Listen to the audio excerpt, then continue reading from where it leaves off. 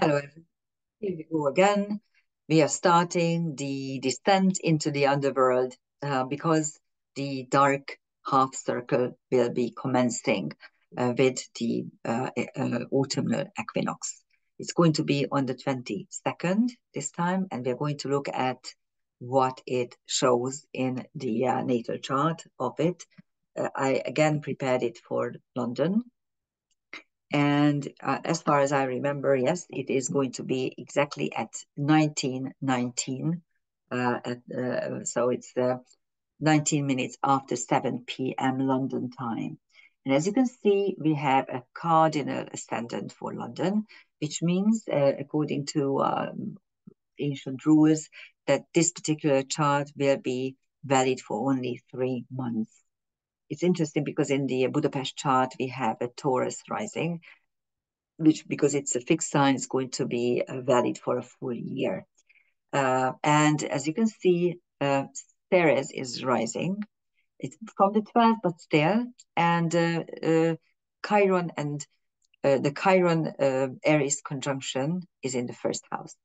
So actually, although Ceres is rising, and if you look at what's happening in the recent days and weeks in London, there were huge protests and marches because people want normalcy, because they see that their lives and the quality of their lives is going to hell, and they don't want it, and they are trying to fight against it.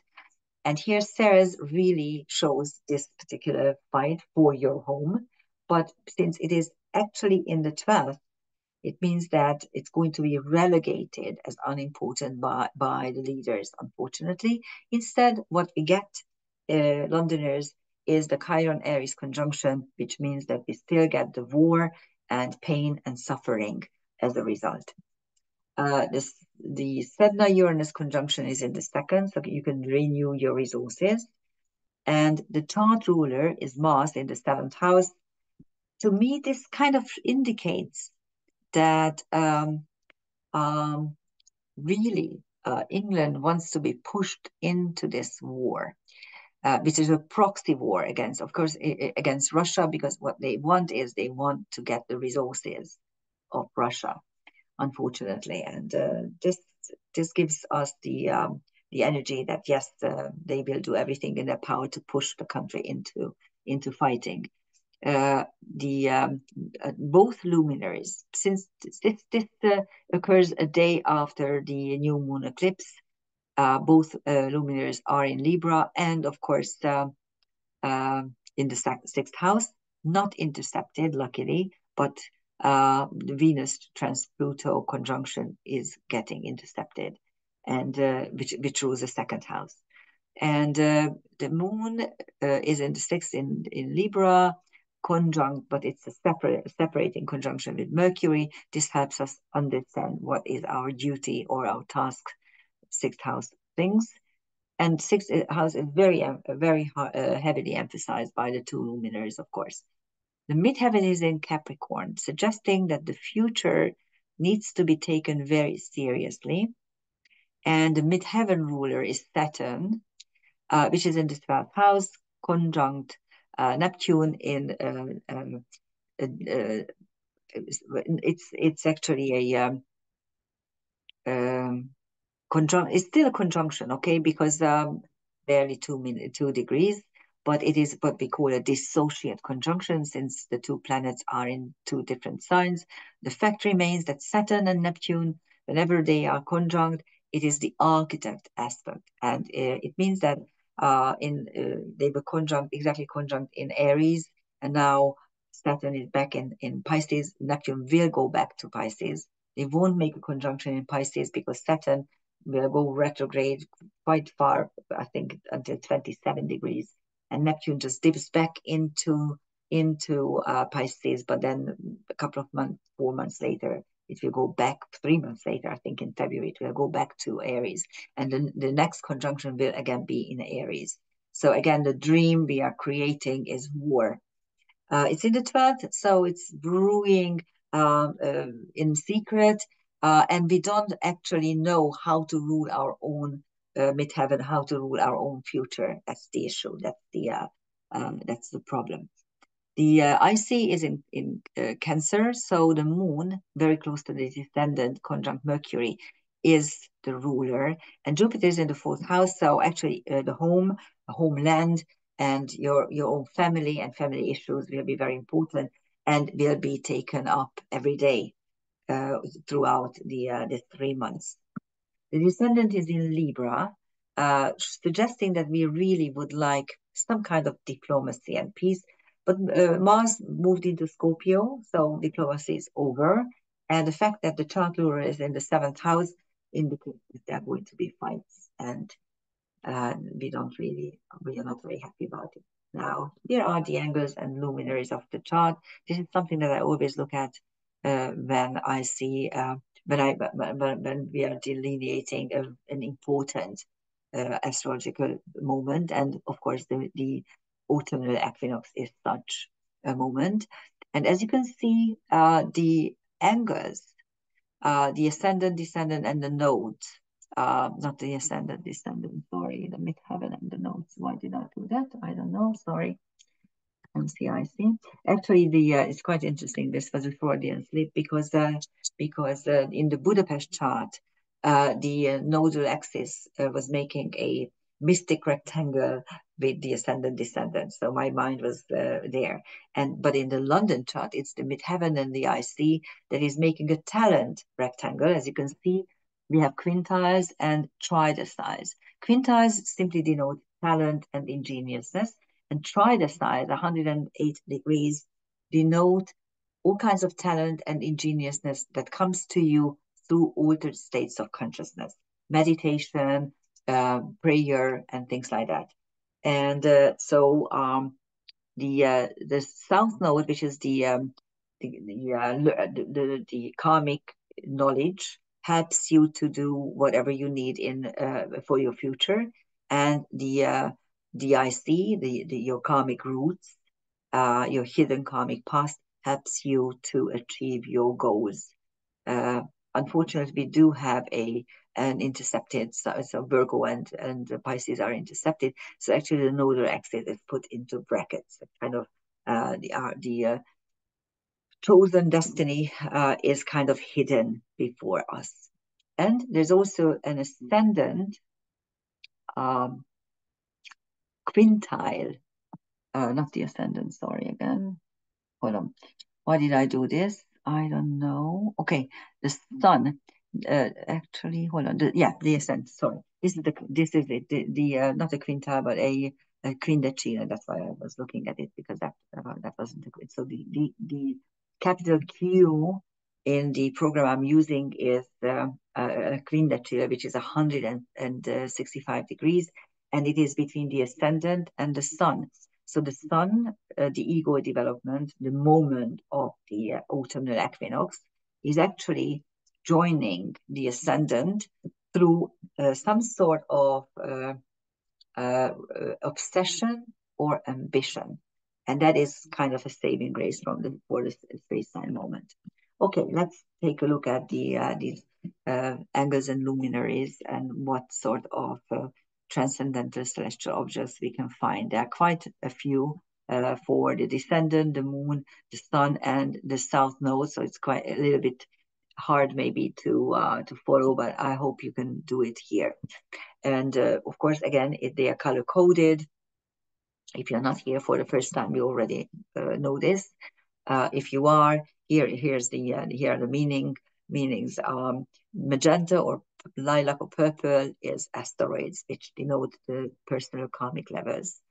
The blue ones are TNOs, SDOs, centaurs, trans-Neptunians, in short, and they describe our karmic wounds and also all kinds of destiny creating factors. And then the red ones are fixed stars or galactic points, and of course they are not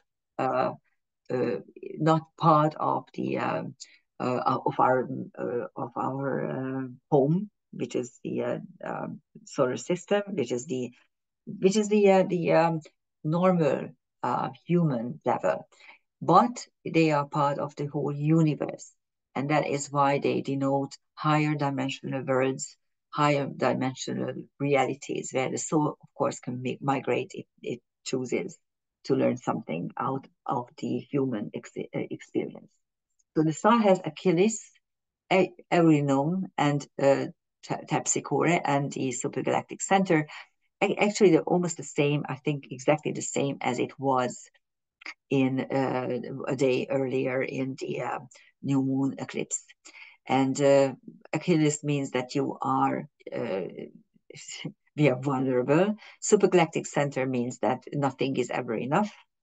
It's a super powerful hunger, which actually has been there for 150 years and will be there for the next 200 years. So mankind actually during these couple of hundred years really experiences and emanates a super hunger energy. And if you look around, this is exactly what you see. Erinome is a creator goddess. It actually comes from the pre-Zeusian period. She lived on Mount Olympus, but Zeus then ousted her and her husband, and they moved into the ocean. In an earlier myth, she created the universe by dancing. Terpsichore is the muse of dance. So actually, we do have the energy to create playfully, but at the same time, we are vulnerable. On the moon, you have Nike, the euphoria and ecstasy of winning, of victory.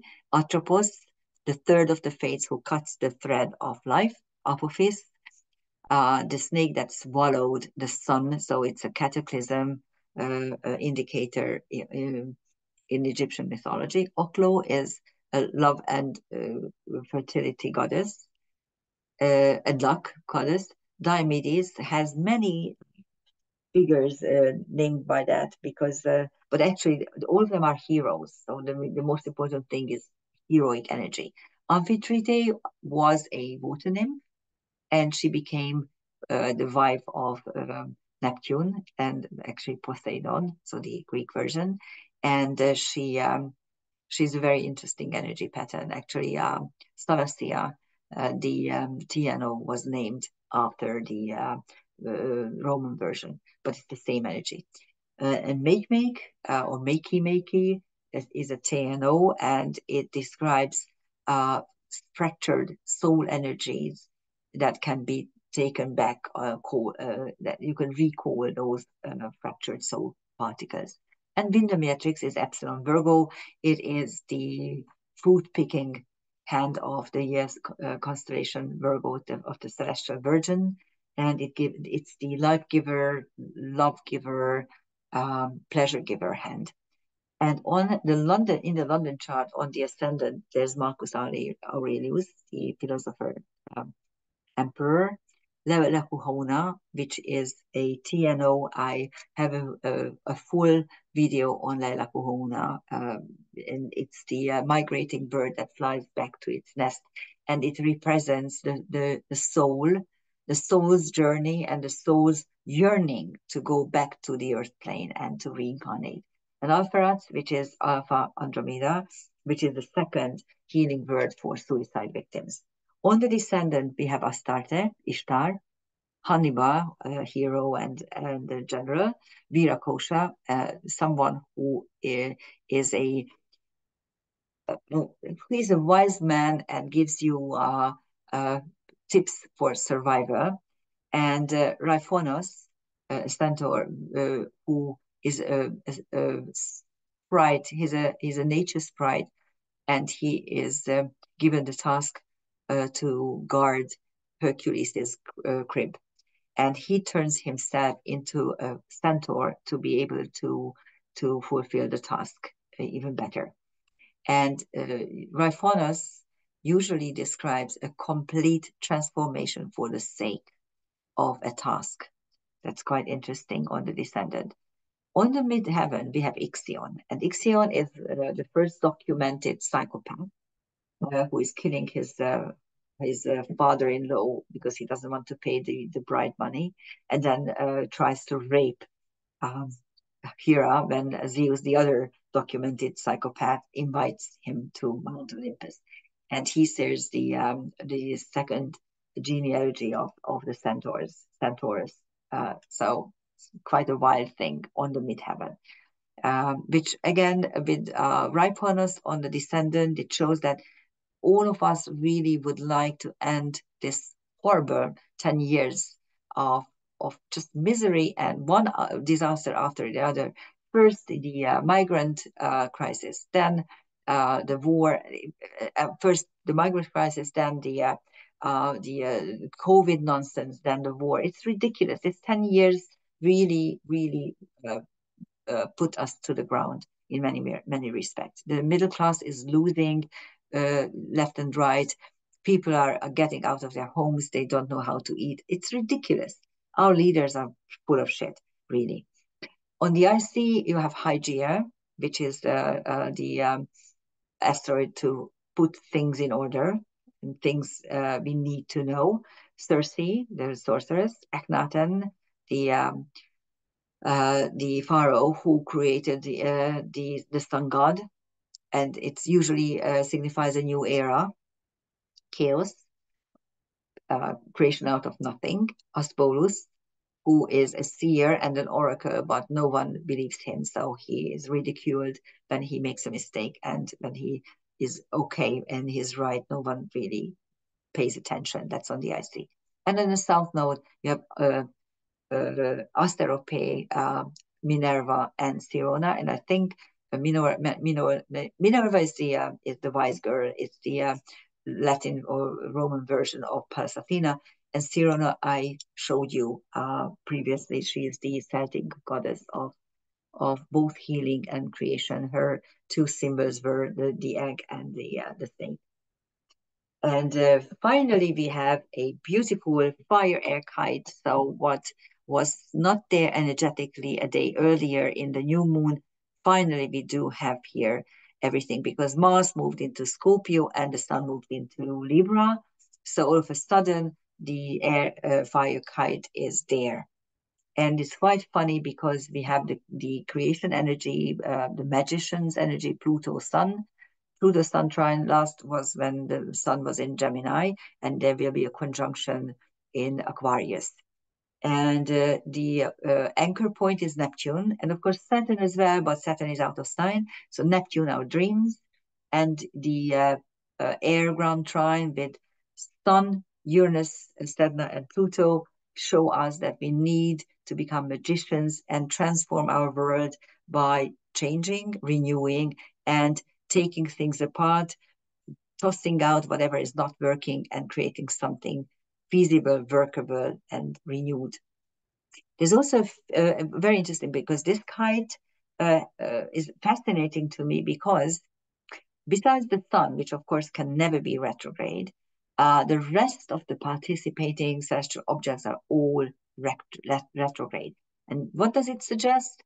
Yesterday's new moon energy was a stalled energy, because the new moon was at the very last degree of Virgo, and so was Mars. Mars was still in Libra, and Saturn was in Pisces, so it had a lot of anaretic energy, which means stalled, immovable, unable to go forward, unable to proceed.